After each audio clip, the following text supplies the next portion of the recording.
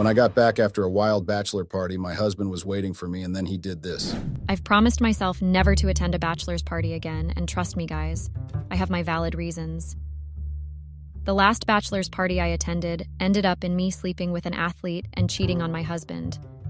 I messed up big time, and I can only hope that things don't end up getting worse than it already is. I've always been told that bachelor parties are wild and unpredictable, but I never imagined being at the receiving end of the wild activities. I never even imagined participating in any of the wild activities at all. That's why it breaks my heart to realize that I let my guard down, and now I've done something despicable. I'm very scared, guys. I'm so scared that I do not know what to do. I'm scared that my husband would find out, and then I'll be done for. I just know that he will never let this go or forgive me. There's no chance that the man I married will just overlook everything that happened that night. I'm scared, and I have many reasons to be scared. My name is Elena, and I'm a 31-year-old dancer and choreographer. I've been a choreographer for almost 10 years of my life. It's something that I fell in love with at a very young age. I'm married to a journalist, and I'll not be revealing his real name because I want to keep his identity private. I will just refer to my husband as Dane. He's 32 years old and he has an obsession for journalism. A dancer and a journalist. I know some of you might wonder how such an odd match ever came to be. To be honest, sometimes I also wonder how we managed to get married despite our weird professional comparisons. Dane and I have been married for 3 years now. We do not have children yet because we're always traveling for one thing or another. We decided not to have kids until we're perfectly sure that we would have enough time to raise them properly. I travel a lot because of my job as a dancer and choreographer, and that's how I ended up traveling to Chicago for a wedding. It's a client's wedding, and I literally didn't know anyone there except the client who had been an old friend of mine. It's that particular wedding that led me to be in this narrow-minded state I'm currently in. Now, I wish I rejected the job and never truly went to that wedding, but I guess that wish could only come true if wishes were horses, and unfortunately they are not. When I first got the gig, I spoke to my husband about it because I always took his permission before traveling for my job. He also takes permission from me before traveling for work-related activities. Forgive me for using the term gig. I think I'm old school and have the tendency to call things in a weird manner. Don't judge me, lol. When I spoke to Dane about it, he didn't have a problem. It was normal for me to travel for work, and he never complained. I think the reason he's always chilled about it is because he also travels for work on several occasions. Maybe he feels guilty and just decides that it's best if we have a mutual understanding. To be honest, neither Dane or I are home regularly, guys. Our schedules collide a lot, and that makes it hard for us to stay home together. You see the reason we decided to pause on having kids, right? If we had kids now, we'd be the world's worst parents ever. Except we hire a nanny, of course. Where was I? Oh, yeah. Dane gave me permission to go to Chicago for my work. He also told me that he'd be traveling for work, too. So, we both left the house yet again. When I landed in Chicago, it was a lot of work that awaited me. As a choreographer, I think one of my hardest challenges is managing choreography for weddings. It's the worst type of workload to ever have, but I have no choice but to indulge in it because I need to earn that money. My job was to teach the couple and their bridesmaids, groomsmen, some extra choreography that they could use for a perfect wedding entrance. They wanted something like those trendy couple entrances online. It's very hard to teach dance to couples who know nothing about dance or rhythm. It was very difficult for me, and by the time I flew there, I had just 2 weeks to make sure everyone was good in their respective distinctions. I almost gave up at the end of the day because none of them were cooperating as much as I wanted them to. I'm not joking when I say that I almost had a mental breakdown. Yeah, things like that are not foreign to my job, and anytime it happens, I like to call my husband and have a long talk with him. I did that almost throughout that particular trip, but I had to stop the moment Dane told me he had been occupied and had to work. I don't know what suddenly came into me or why I agreed to attend that particular bachelor's party. I'd never attended most of the bachelor's parties I'd been invited to while at work. The rare cases where I attended those parties were either because the couples were relatives or close friends of mine. That particular couple were just friends of mine that I met in college. When they invited me to their bachelor's party, I said no instantly. I didn't even ask for room to think about it. I just knew immediately that it was not something I wanted to do. One of my reasons for initially declining my request is because I had been exhausted from all the dancing and teaching I did. But the couple didn't take my no for an answer at all. They kept pestering me and asking me to come.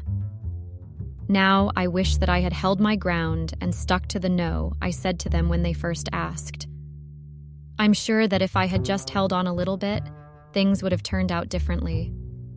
When I went to the bachelor's party, I realized that it was not the normal kind of bachelors. The couple did not have their bachelor's party separately. Instead, they did it together. It was really wild, and easily I stepped into the club. I knew that I should have really stayed home and not honored the invitation. There were drinks all over the place and people dancing like there was no tomorrow. I think any of you reading this who has been to a bachelor's party before would understand what I am talking about. It's crazy how couples just decide to celebrate in such a wild manner. This particular couple left no stone unturned, and they made sure that they went as wild as they possibly could. I felt so out of place that I did not think twice before asking to leave. The only problem was that I had arrived in the couple's car, and they were the ones who brought me to the club. I was not really familiar with Chicago that much, because I had not been there many times before. I wanted to go and ask the couples if they could call a taxi for me and tell the taxi exactly where to drop me off. But after thinking about it, I refused to do that because I thought it would be inconsiderate for me to go to stop the couple when they were having fun. I also didn't want to be a burden because I did not want to find myself in an uncomfortable situation.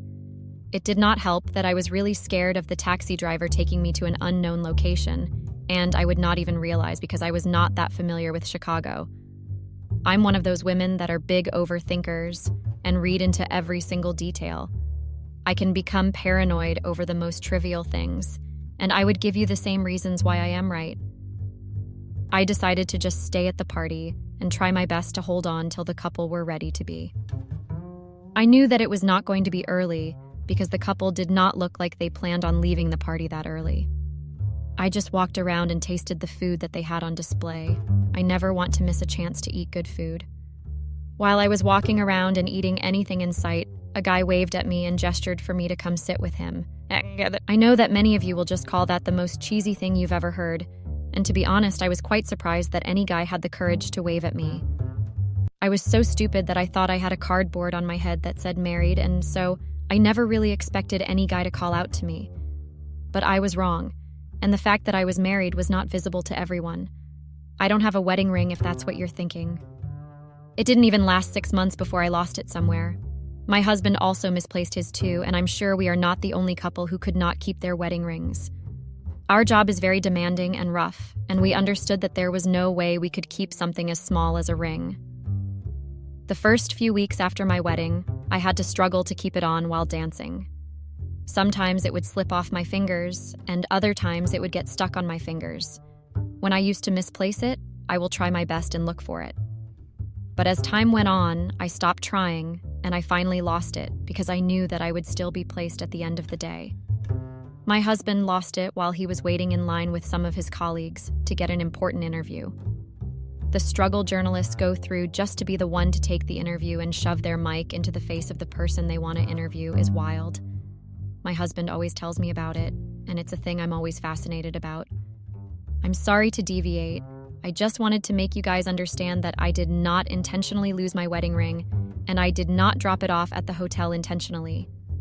When the guy called me and gestured for me to come sit with him, I tried to pretend like I did not see him calling out to me.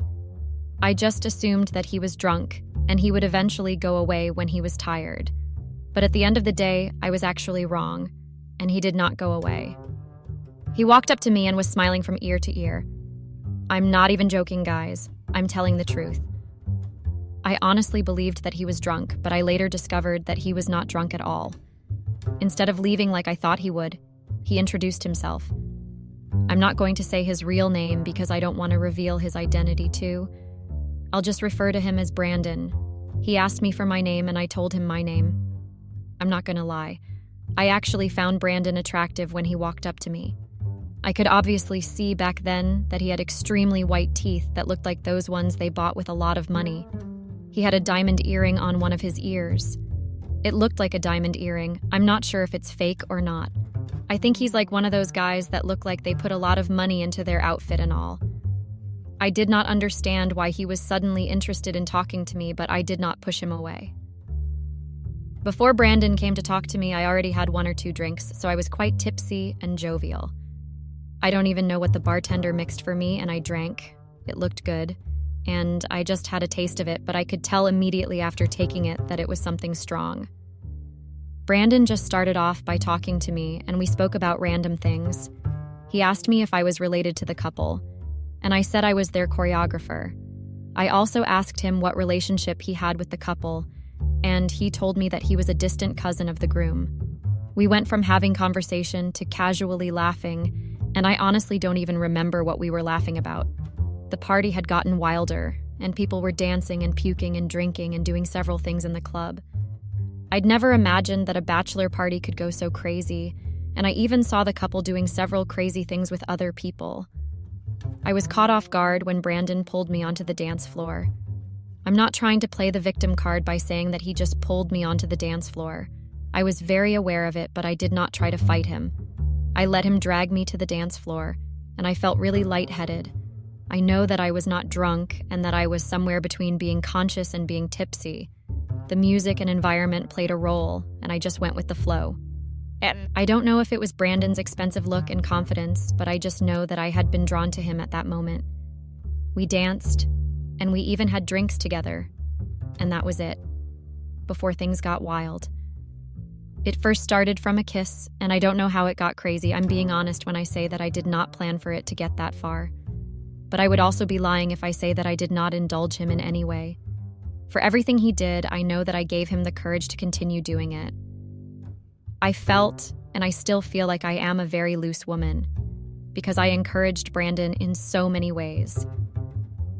I woke up the next morning in an unknown location, and Brandon was right next to me. That's when it all made sense to me. I spent the night with Brandon, a total stranger that I didn't even know from anywhere.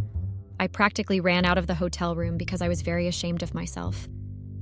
I could not believe that I had cheated on my husband with a total stranger.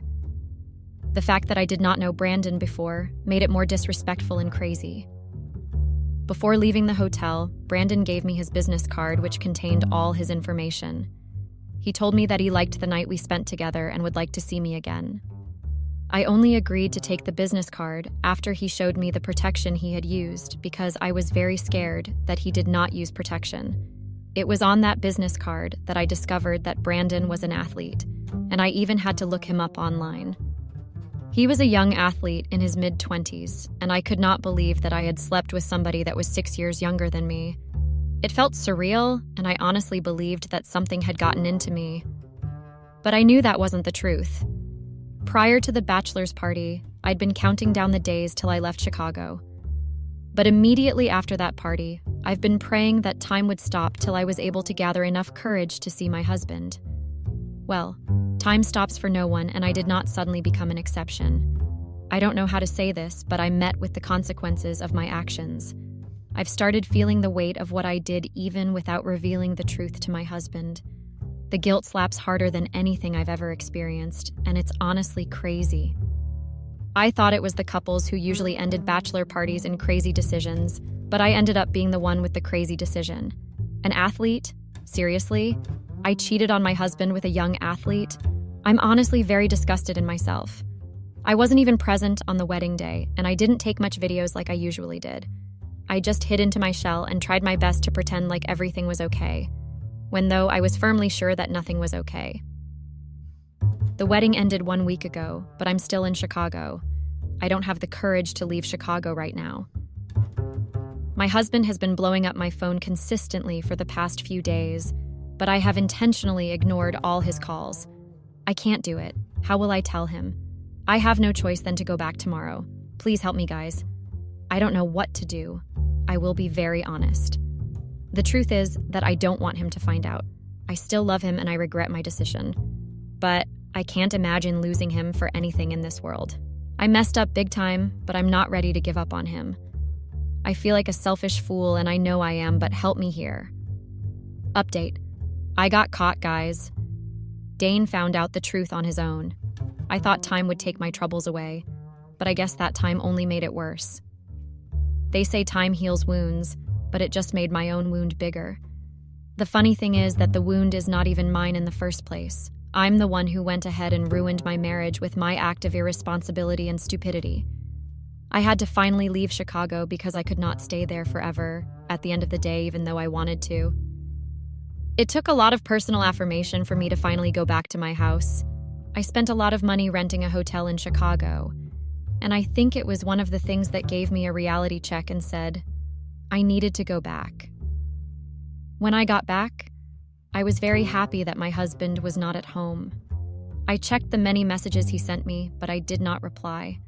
I couldn't even bring myself to open the messages for days, but I was finally able to check the messages when I got back to the house. He said in one of his messages that he was going on another work trip. He already left for the work trip a day before I got back. I felt relieved to know that I would not have to face him immediately, and that I would have some time to gather my thoughts and think of what to do. I was practically left in a state of denial because I didn't want to come into the present and accept what I have done. I kept trying to draw it out and pretend it was all a dream, but I realized that I was not helping myself and that I was only making matters worse. I read most of the comments you all dropped, but I think I stopped halfway when I realized that the comments were doing me more good and bad. A lot of people said a lot of hurtful things to me, and I can swear that it got to me. What is worse is the fact that I know that I deserved all of the insults and judgment I got. This is the first time I have ever shared my story on Reddit and made myself vulnerable to public scrutiny and judgment. And I do honestly hope that this will be the last time I will share a story on Reddit too. You guys remember that I told you my husband kept calling me continuously, but I ignored him. He left a lot of voice notes, and I was finally able to listen to them when I gathered my thoughts. In most of the voice notes, he sounded very angry, and he kept on saying that I was being very mysterious for not answering his calls and ignoring his text. The last voice note sent was the one that showed me just how angry he was. He sounded very furious, and he even told me that he would travel to Chicago if I did not call him back. I just assumed that it was a threat and that he would not follow through with it. By the time I even listened to that voice note, I was already out of Chicago. Thankfully, he also said he went for work, so he was not able to follow through with his threat. I finally decided to tell my husband the truth after most of the comments I read on Reddit. The comments made me understand that keeping the truth from my husband would only make me more of a selfish, lying woman, and that I made the decision and I should be ready to dance to the tunes of the music I played. I'm not going to come here and lie like I decided to tell the truth, just because many people said that I should tell the truth. It took a lot of convincing myself and seeing the truth from other people's perspective for me to actually decide to tell him the truth. I finally realized that I had been selfish to think that it was okay to cheat on my husband and then decide to keep the truth from him. Just like most people called me in the comments, I think I am actually an entitled woman, and it is very wrong. It's one thing to cheat, and it's another thing to try to keep the truth. When all this is over and the truth is finally revealed, I don't want him to finally end up hating me. One of the reasons I also finally decided to tell him the truth is because the athlete kept on messaging me. Apparently, he had gotten my phone number from the groom, who was his distant cousin. When I asked him how he was able to get the phone number, he said he lied to the groom and said he wanted to hire me for an event. I blocked him immediately after I found out how he got my number, but he kept messaging me with different numbers. I had to switch off my phone completely and start using another phone with a separate SIM because I was tired of receiving his calls. Every moment he tested me or tried to reach out to me just made me relieve the horrible thing I had done. He was like a bad glue that was stuck to me. At some point after I switched my phone back on, I noticed that he stopped texting and calling me. After I noticed that I finally deleted all the call logs and text messages he sent to me, that was how I was finally able to start using my SIM again. My husband only spent 1 week on his work trip before he finally got back. When he came back immediately, he asked me to sit down and have an important conversation with him. I'd been very shocked and scared, and I honestly believed that he had found out the truth. But ultimately, I discovered I was wrong because the conversation did not go the way I expected it to go. He was very angry, and he kept asking me why I suddenly decided to act the way I acted in Chicago. It was the perfect opportunity for me to tell him the truth and what happened, but I just couldn't bring myself to do it at that moment. I apologized to him and said that I was sick in Chicago. He didn't believe me at all and suggested that I had been up to something, and that was why I intentionally ignored him. He was so angry that he did not speak to me for the whole day since he got back. That day, I ran to the toilet and cried my eyes out. I kept asking myself that if he was angry at me for just ghosting him for a week, then how would he feel when he found out what I had done? It made me realize that I might have underestimated the gravity of what I had done. I got to understand that there was no way he was going to forgive me, and I slowly began to accept that. Even though I had been preparing to tell him the truth, I was still not fully prepared for when he found out. I never even expected him to find out on his own, and I can tell you all that I was not prepared at all. The level of shock and anxiety that hit me the moment he confronted me was nerve, actually. I have not been prepared, and it was that scenario that made me regret not telling him sooner. It was a Saturday morning, and both of us were at home for the first time in a very long time. My husband had still been very angry with me, and we were not in talking terms for a very long time. I made lunch for us, and I served him in the living room because he was watching TV. I did not expect him to suddenly push the food down till the plate shattered on the floor. The hot food almost burnt my skin, and I almost stepped on the shattered plate because of how shocked I had been. I got upset with him and asked him why he was acting like a child. Imagine me foolishly trying to think that I could scold him, not knowing that I was about to receive the shock of my life. To my surprise, he brought out his phone, increased his brightness, and then shoved the phone into my hands. When I squinted my eyes to see what he was trying to show me, my breath almost left me instantly. There were snaps of the text messages Brandon had sent to me. From the date, I could see that there were recent messages. I could not even believe that Dane was able to snap the texts that I didn't even know existed when I didn't even see them myself. I didn't even realize that I had underestimated just how smart my husband was. He was a journalist, and I had forgotten about that while I was caught up in my own personal problems.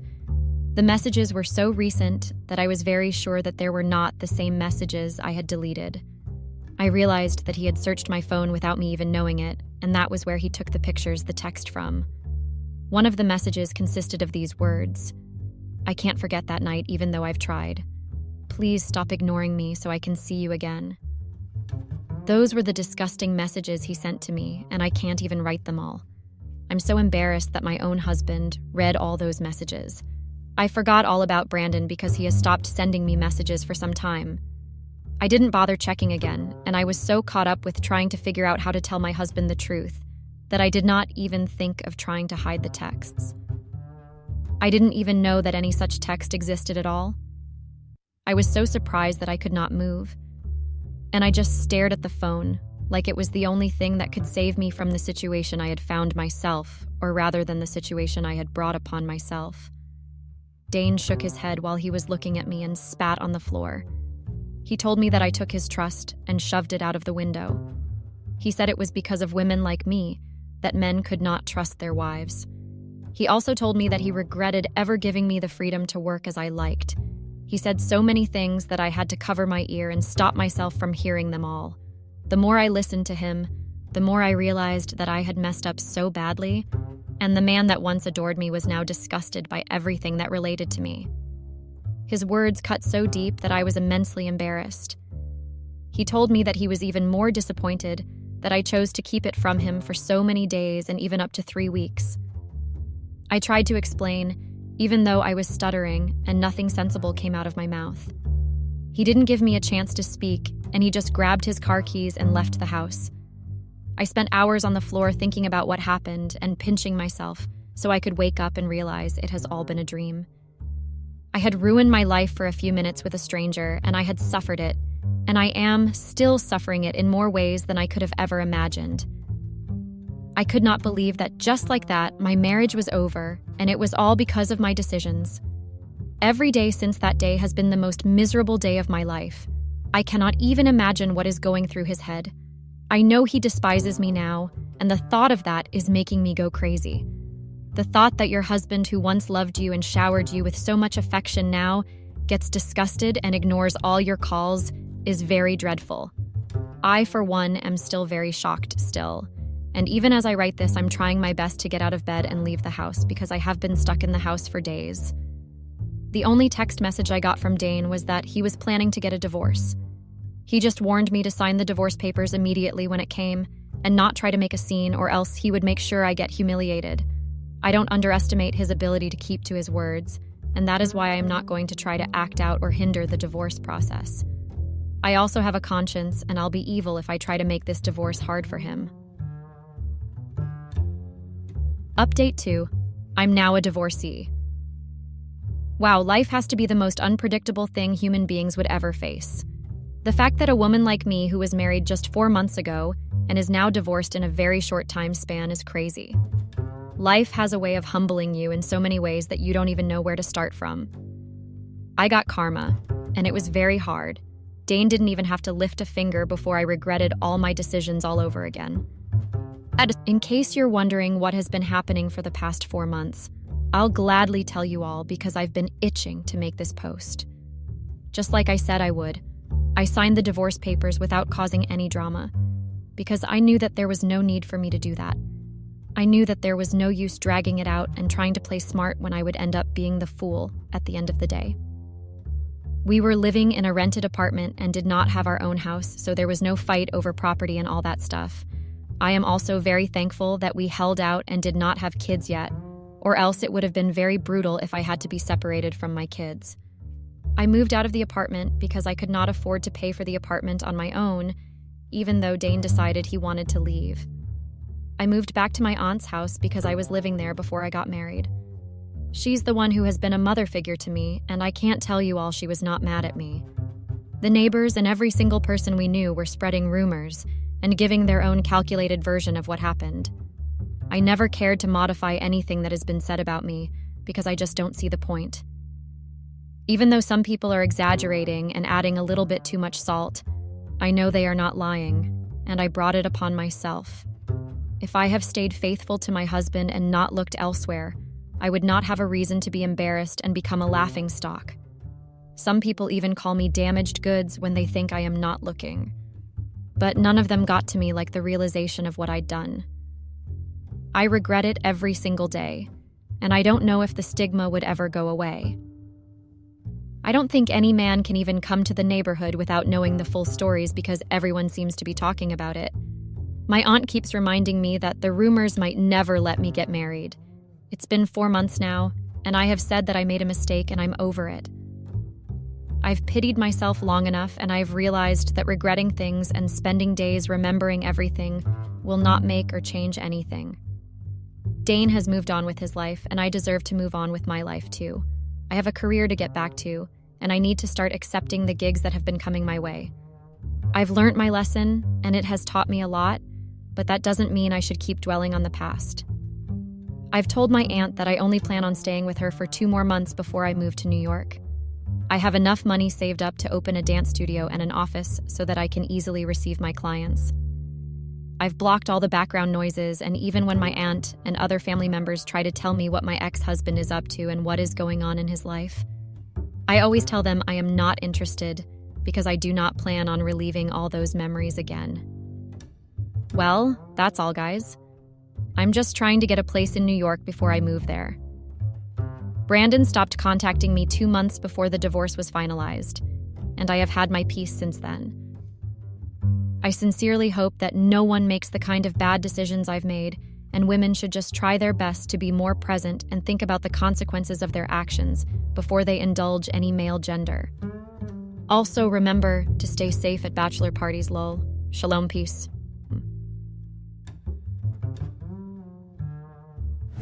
I caught my wife in the act cheating with our gardener, so I destroyed her life doing this. Hey, Reddit. I never thought it would happen to me. I had always believed that my wife and I had a solid, loving relationship that would endure through anything life threw our way. But one day, when I discovered my wife was having an extramarital affair with my gardener, everything changed. The shock and betrayal I felt in that moment were overwhelming. It shattered the foundation of trust we had built over years, leaving me questioning everything I thought I knew about our marriage. I am a 40 years old male with a stunning wife of 35. We have been married for almost 2 years now. I wanted us to move to a bigger house with a swimming pool, a nice garden, and a barbecue area. My wife has always been fascinated by the idea of a villa. So, on my wife's birthday, I gifted her keys to our new house. I had everything prepared and ready to move in, including all the furniture and decorations that she had always dreamed of. It was a moment filled with excitement and joy as we envisioned the countless memories we would create in our new home. We couldn't wait to invite friends and family over for pool parties and barbecues, enjoying the beautiful garden and creating a haven where we could relax and unwind together. As time progressed, it was getting difficult for us to upkeep the house. We didn't have a lot of spare time to do household chores. So, we hired a gardener to take care of our yard and keep our property looking beautiful. The gardener, named Carlos, quickly became a valuable asset to our family. He had an incredible green thumb and transformed our yard into a vibrant oasis. Carlos not only maintained the lawn and trimmed the hedges, but he also introduced us to various plants and flowers that added a burst of color to our surroundings. We also hired a weekly cleaner who would come in once a week and deep clean the entire house. This helped us maintain the house and also have friends and family over without being judged for not having a sparkling house. Carlos was a young and dynamic person. He was 28 years old, well-built, and had a charismatic personality that attracted people towards him. Carlos possessed a natural charm and had an infectious energy that made him the life of any gathering. He exuded confidence in every step, leaving a lasting impression on everyone he met. At first, my wife and I were both pleased with the work he did. He was polite, friendly, and always seemed happy to do whatever we needed. But then I began to notice small changes in my wife's behavior. She started spending more time outside when he was there, and would often bring him a glass of lemonade or a snack. I couldn't help but feel a growing sense of unease as their interactions became more frequent and intimate. It seemed like there was a subtle shift in their dynamic that I couldn't quite put my finger on. I didn't think anything of it at first. I trusted my wife completely, and thought that maybe she was just being friendly. A few months after we bought the house, my wife started seemingly less and less interested in having guests over. I would notice her spacing out during our conversations with our guests, which were very unlike her. I asked her if there was something bothering her, but she brushed it off, saying that she was just feeling a little under the weather.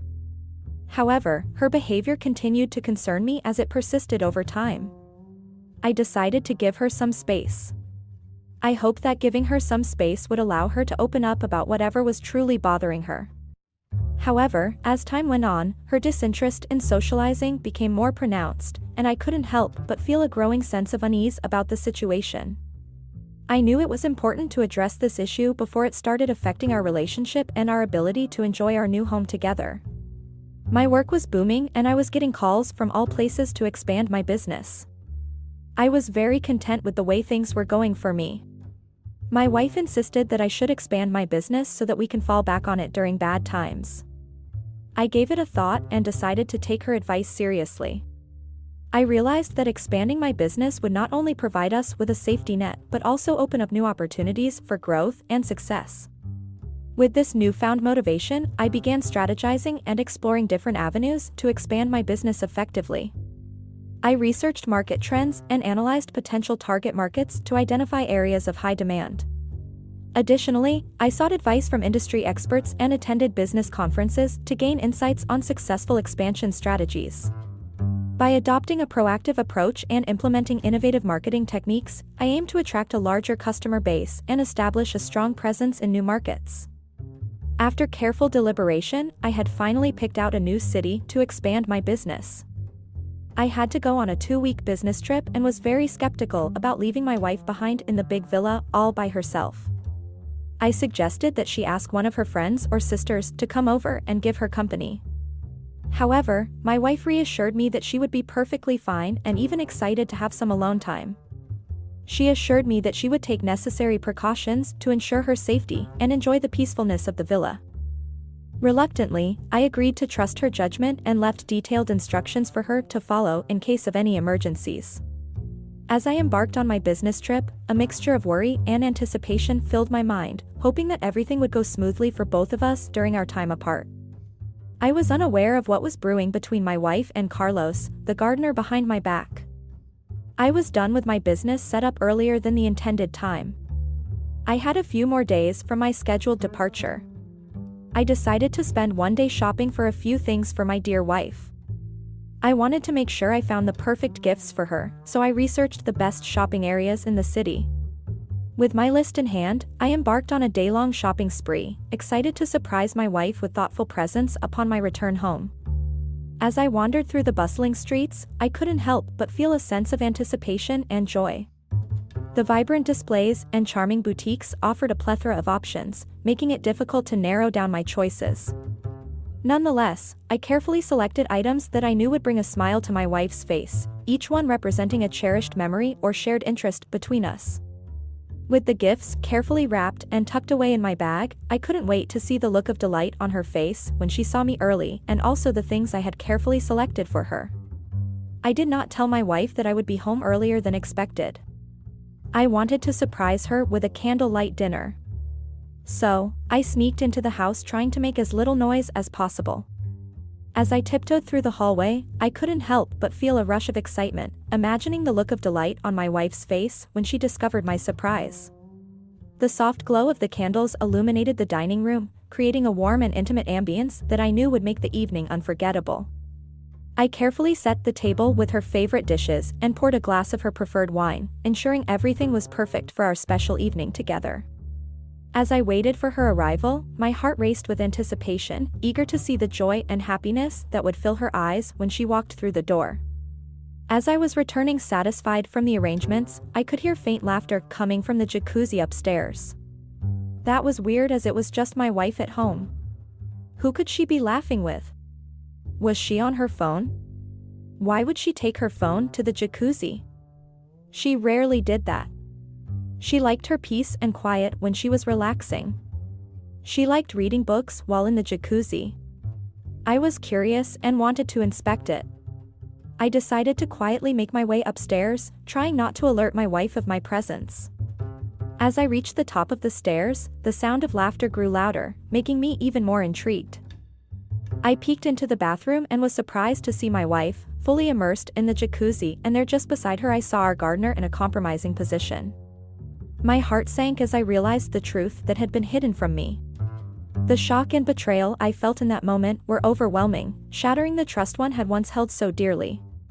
I was in shock. My wife and I had never had any major problems in our marriage, and I had never suspected her of being unfaithful. But there she was, kissing and touching our gardener in a way that left no doubt as to what was going on. My mind raced as I tried to make sense of the situation. Questions flooded my thoughts. How long had this been happening? Was there something lacking in our relationship that led her to seek affection elsewhere? That is when it dawned on me that I never saw the gardener anywhere around when I entered the villa, which I found quite weird. Now I know why he always seemed to conveniently disappear whenever I arrived. The pieces of the puzzle were finally falling into place, and it became clear that their affair had been going on right under my nose. The betrayal stung deeply, and I couldn't help but wonder if there were any other secrets they had been keeping from me. I slammed open the door and rushed inside. My eyes were burning with rage. My heart pounded in my chest as I confronted them. My voice trembled with intensity as I demanded an explanation for their actions.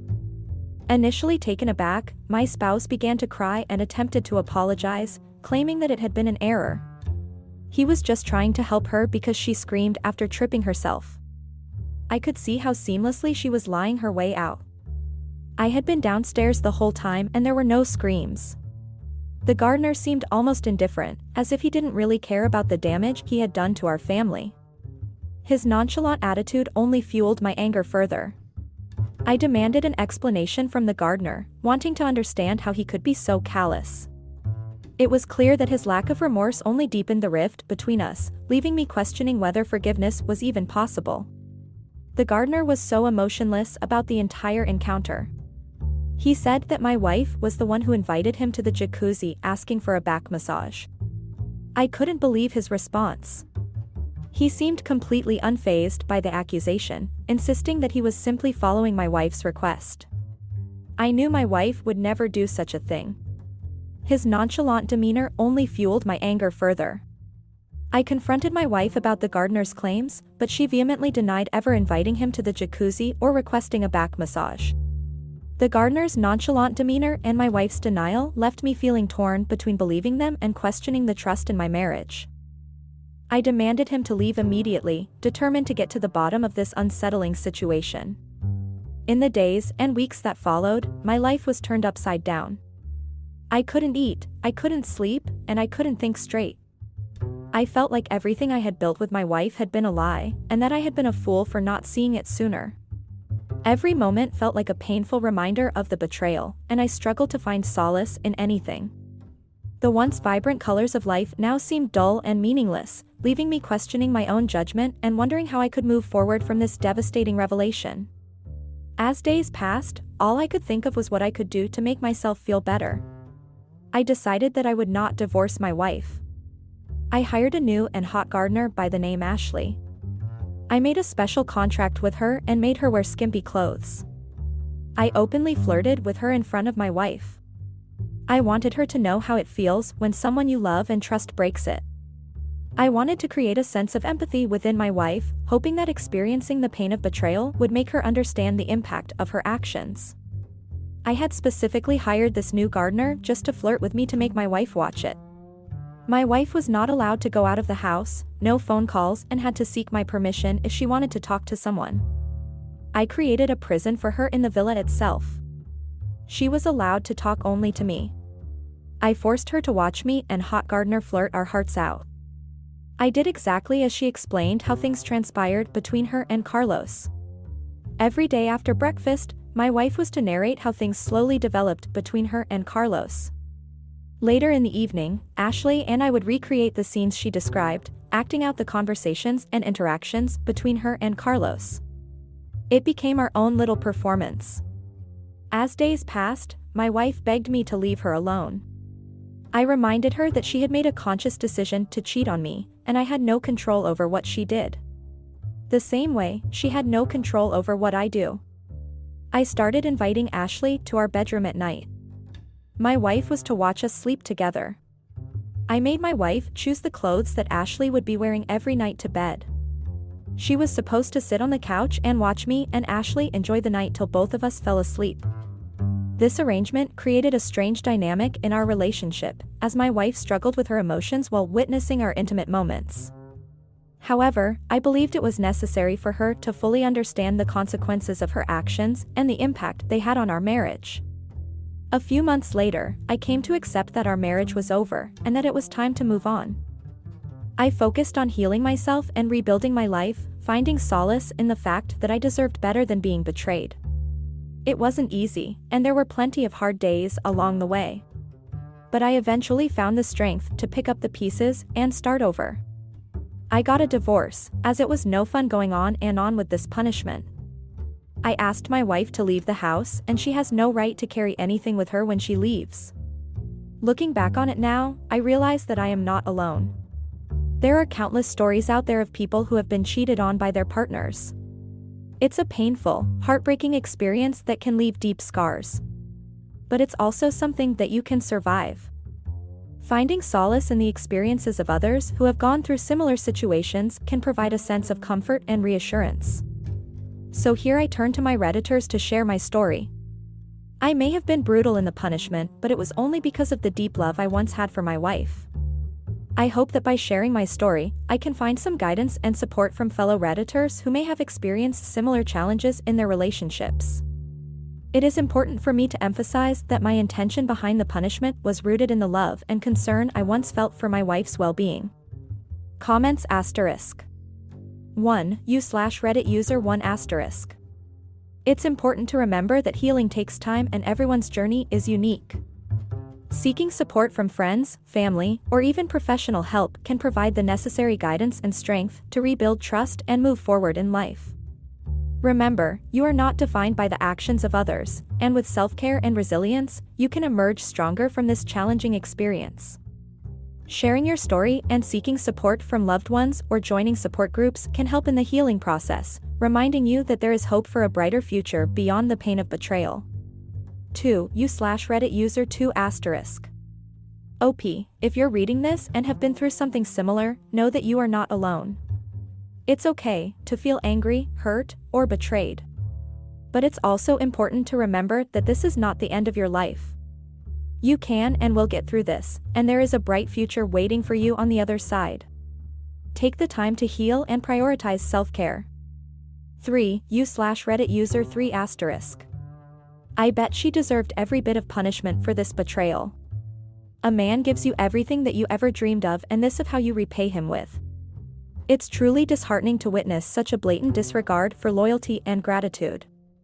It's difficult to fathom how someone could be so callous towards someone who has given them everything they've ever wanted.